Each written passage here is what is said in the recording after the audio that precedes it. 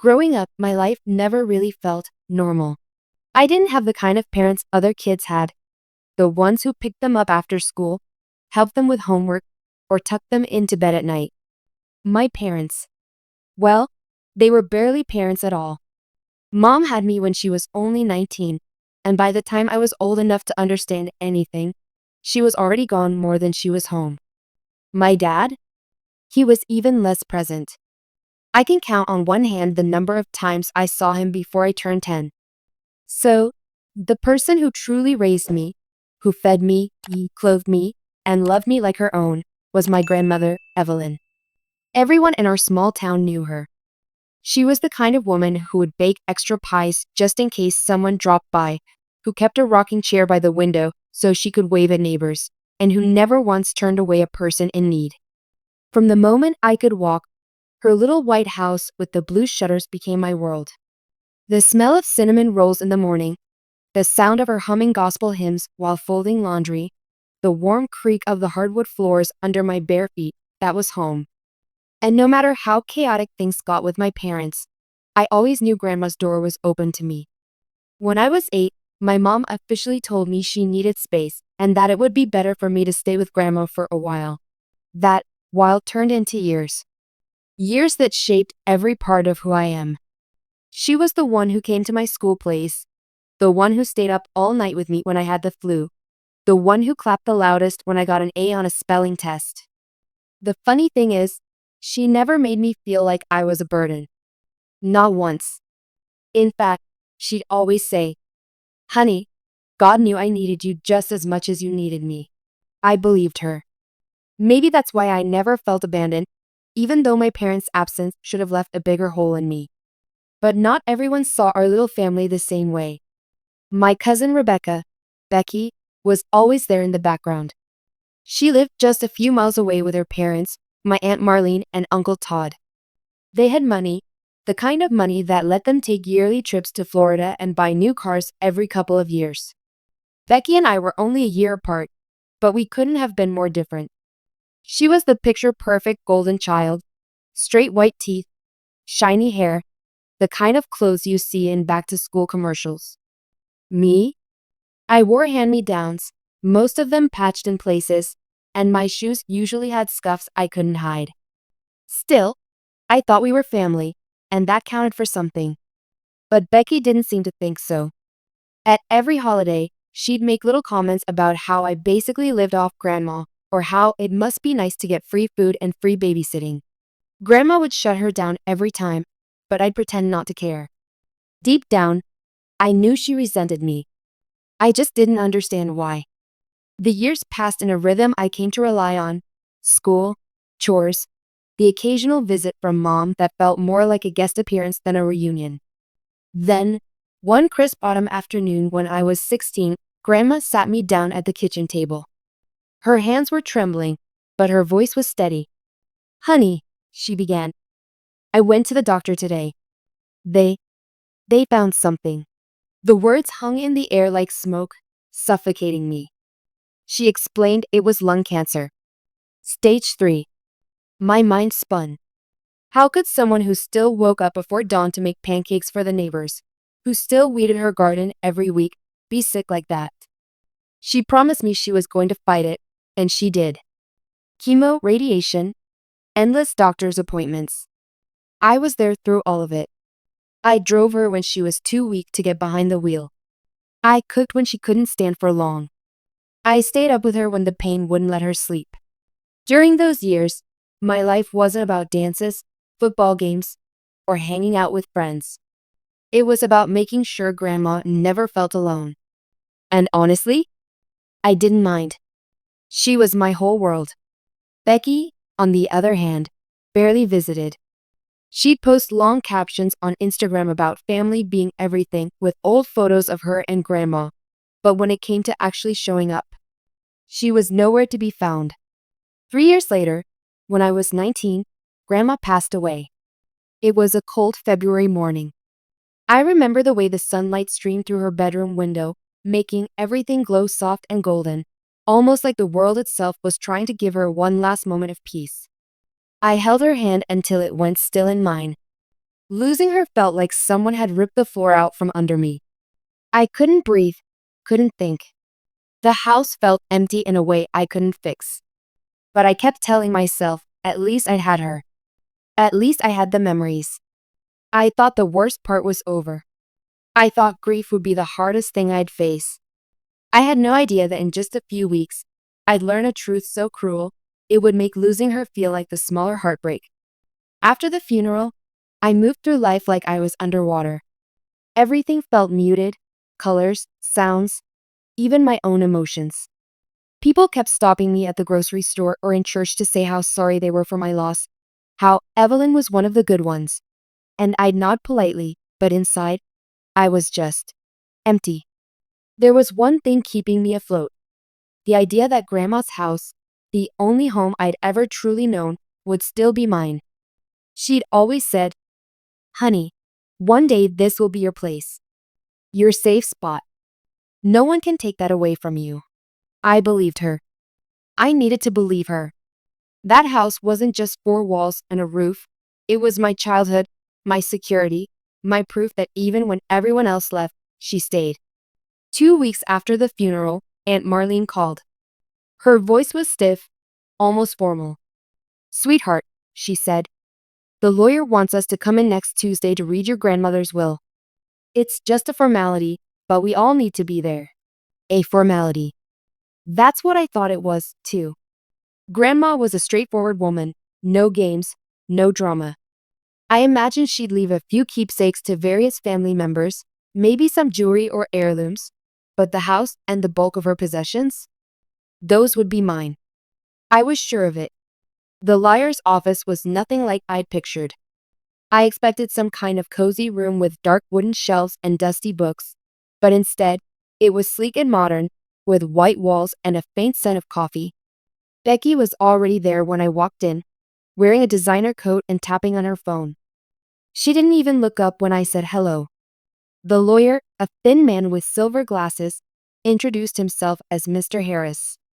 We all took our seats, and he began reading. It started out just as I expected.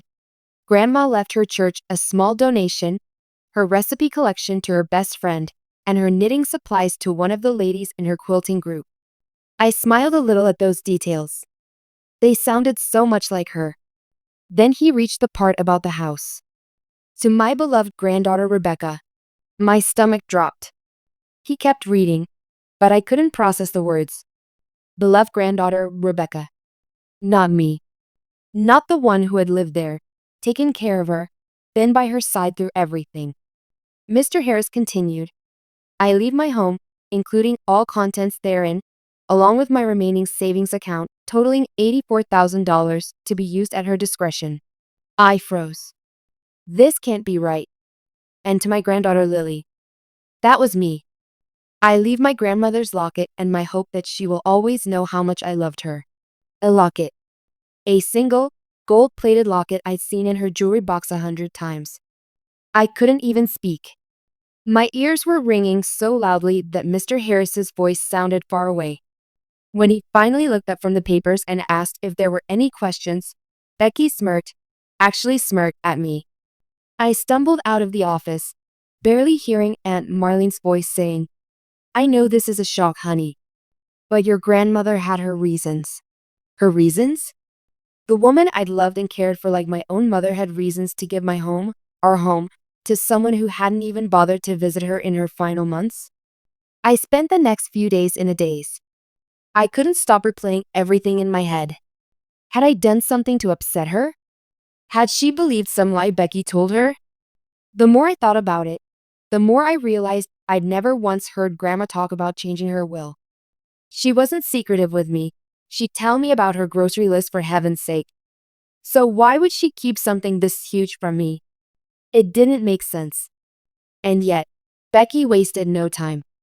Within a week, she started making plans for the house. I overheard her telling someone on the phone that she was thinking of turning it into an Airbnb, like it was just some property to profit from, not the place where every single one of my most important memories lived. I tried talking to Aunt Marlene, but she shut me down. "Sweetheart, I know you're hurting, but it's time to move forward." You can't live in the past. Move forward? Move where? I didn't have anywhere else to go. And that's when it hit me. Unless I found somewhere else fast, I was going to lose the only home I'd ever had. But deep down, the pain wasn't just about the house. It was about the betrayal. It was about the way Becky looked at me that day in the lawyer's office, like she'd won something. And in the middle of my anger, a tiny voice in my head whispered something I didn't want to hear. What if Grandma really didn't want you to have it? I pushed that thought away, but it kept coming back. Something didn't add up. And I wasn't going to let this go until I found out why. For days, I couldn't sleep. I'd lay in my bed at night, Grandma's bed, because I couldn't bring myself to sleep in my own room, staring at the ceiling and replaying every moment we'd shared. I thought about all the times she'd said, "This house will always be yours." The times she'd made me promise to take care of it when she was gone. She hadn't been the kind of person to break promises. So why had she? On the fourth night, I couldn't take it anymore. I got up and started digging through her desk in the living room. I knew it was wrong. I could practically hear her voice in my head saying, "Now, Lily, don't you go snooping through other people's things." But I wasn't snooping. I was looking for answers. The desk was filled with old receipts, birthday cards from me, and faded grocery lists. Then, at the very back of the bottom drawer, I found a worn leather folder. Inside were papers, insurance forms, bank statements, and finally, her will. But it wasn't the will Mr. Harris had read to us. This one was dated 5 years earlier. And in it, she had left the house to me. My hands shook as I read the words over and over. There was no mention of Becky. No Lockett inheritance. The savings account, the house, it was all supposed to be mine. So, what changed? And when? I flipped through the folder again and found a letter from Mr. Harris, dated just 6 months ago. It was short. Per your request, the updated will reflecting changes discussed during our last meeting has been completed and filed. 6 months ago. That was in August.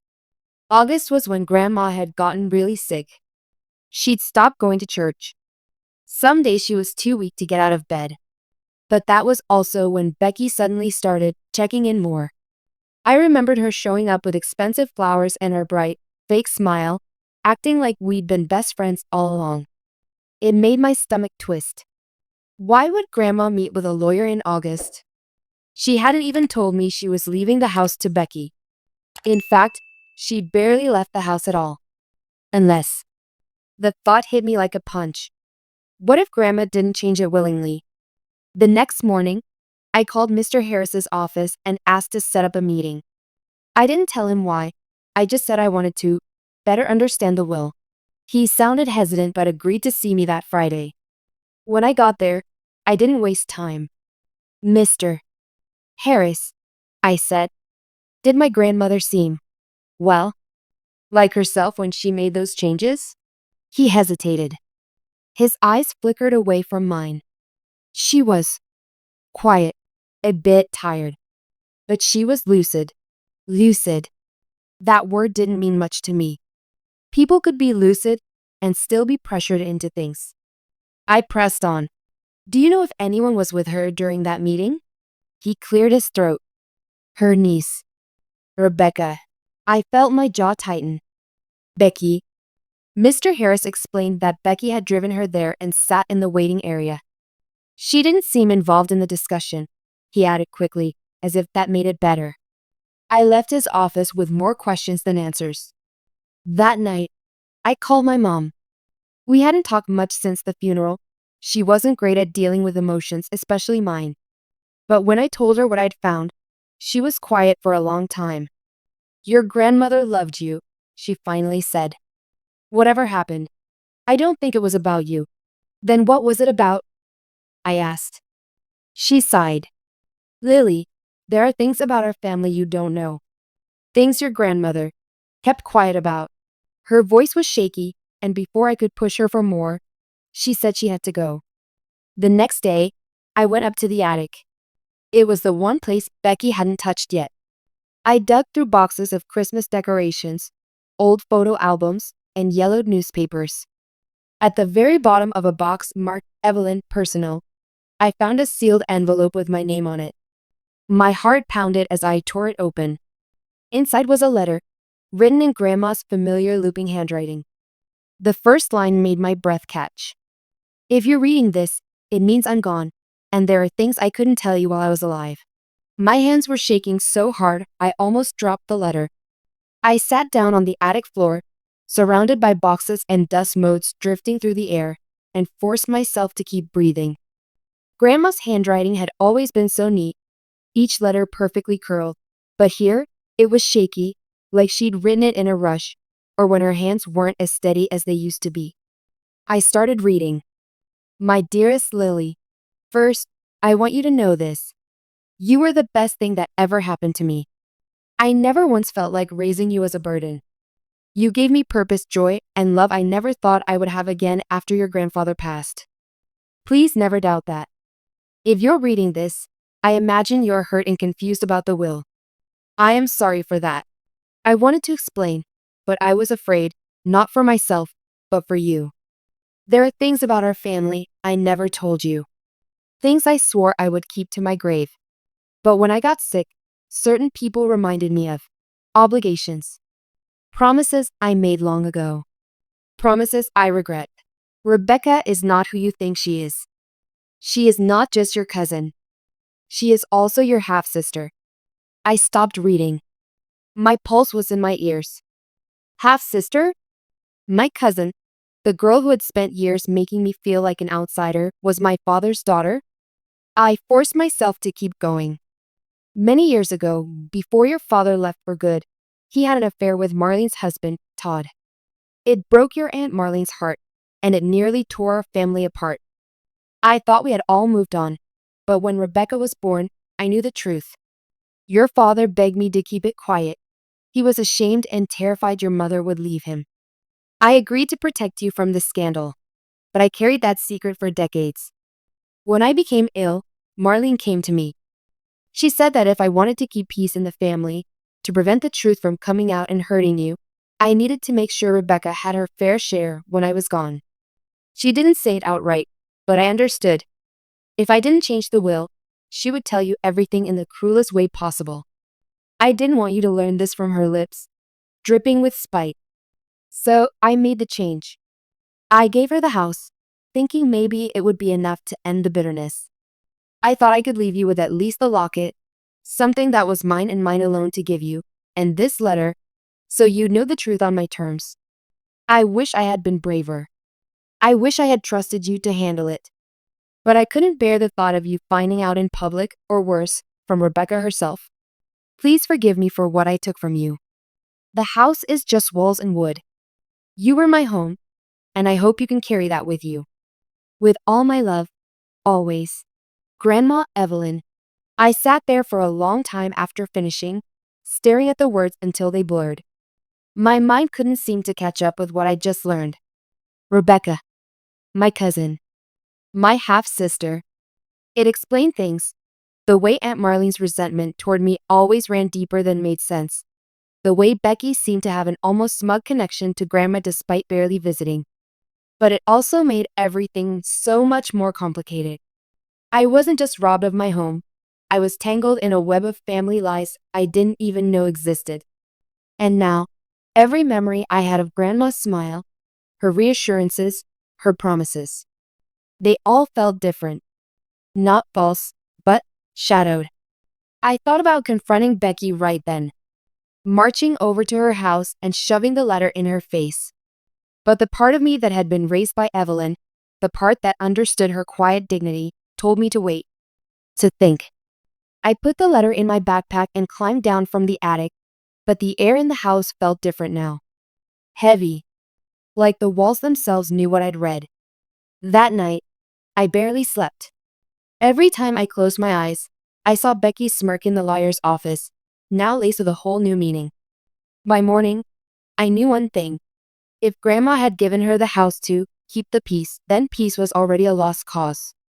Becky had taken enough from me, and I wasn't going to let her keep winning. I just didn't know yet what I was going to do about it. I didn't go to Becky's house right away. I wanted to, oh, I wanted to, but Evelyn had taught me that sometimes patience is the sharpest weapon. If I stormed over there screaming, she'd just call me unstable and spin it into another story where she was the victim. So instead, I waited until Sunday. Aunt Marlene had a tradition of hosting a family lunch after church. It was mostly an excuse for her to show off whatever new dish she'd learned from her cooking blogs and to remind everyone that she had a better kitchen than the rest of us. That Sunday, I walked in with a letter in my bag. Becky was already there, sitting at the head of the table like she owned the place, which, considering she now owned my house, felt like more than a metaphor. I sat down across from her, and for a while, I played along. I let her talk about her renovation plans for the house, how she was thinking of painting the shutters a more modern color, how she might turn my bedroom into a home office. Every word was a little knife, but I stayed quiet.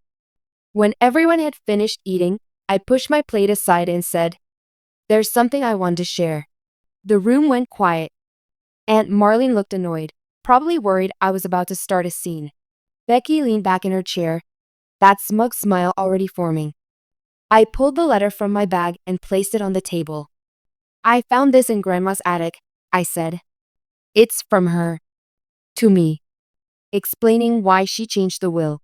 Becky's smile faltered. I read it aloud. Every word. I didn't rush. I let each sentence hang in the air long enough for everyone to feel its weight. When I reached the part about Becky being my half-sister, the air in the room shifted. Aunt Marlene's face went pale. Becky's eyes darted to her mother, then back to me. When I finished, I folded the letter neatly and set it down. "So," I said, my voice steady even though my heart was pounding, "I think we can all agree that you didn't get the house because Grandma thought you deserved it. You got it because you and your mother threatened her." "That's not true," Becky snapped, but her voice cracked on the last word. "Really?" I leaned forward. "Because Mr. Harris told me you were the one who drove her to change the will. You, who barely visited her when she was sick. You, who somehow ended up with the only thing she ever promised me." Aunt Marlene finally spoke. "Lily, enough. You don't understand." "No," I cut in. "I understand perfectly. Grandma made a mistake keeping this a secret, but I'm not going to. You spent years looking down on me, acting like I was some charity case she took in. But the truth? I was there for her when it mattered. You weren't. And now everyone here knows it." For once, Becky had nothing to say. Her cheeks were red, her eyes shiny. I think she expected me to beg for the house back, but that wasn't my plan. "I'm not here to fight you for it," I said. "I'm here to tell you that you can have the walls and the roof. You can have the furniture, the savings, the shutters. But you'll never have what I had with her. And you'll never be able to buy it, fake it, or inherit it." I stood up and left. Outside, the air felt lighter. I knew walking away from the house meant losing the only physical home I'd ever had, but holding on to it would have meant staying tied to all that bitterness. Evelyn had always told me home wasn't a place. It was the people you loved. And she'd been my home. Over the next few months, I found a small apartment in town. It wasn't much, peeling paint, creaky floors, but it was mine. I filled it with Grandma's locket, the letter, and the memories no one could take from me. I still saw Becky occasionally. She went ahead with her renovations, posted pictures of the cozy little property online, and even bragged about her Airbnb bookings. But whenever I passed the house, I didn't feel the stab of pain I thought I would. Instead, I felt something like peace. Because I knew the truth. And sometimes, the truth is more valuable than any inheritance.